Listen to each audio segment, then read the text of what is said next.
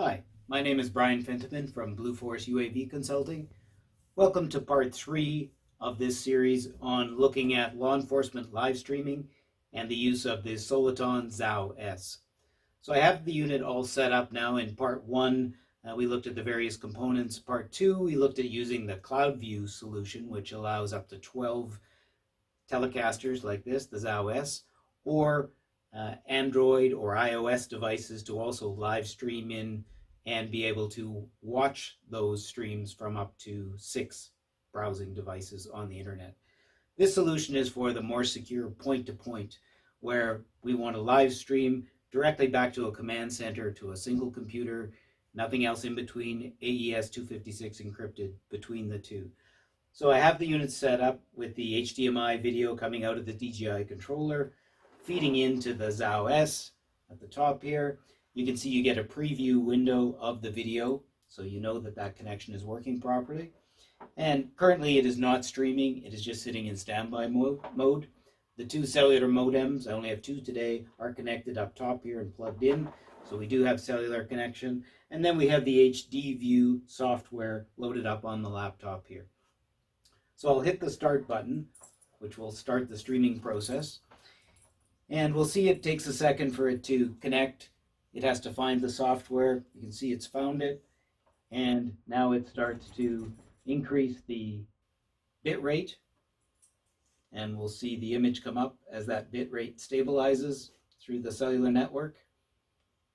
And at first you'll see the video will be a little bit low resolution until that speed comes up. So usually we want to see it hit a good 700 kilobits to start to see a clear image. I can see now it's just crossed over 1.4 megabits per second, 2 megabits per second. So we should be getting a fairly decent image now.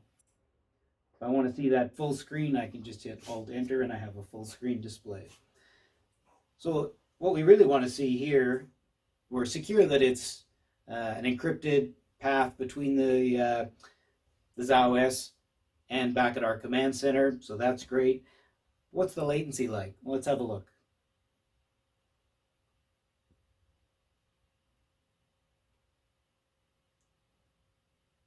So I would say that we're looking at about a second of latency at this time.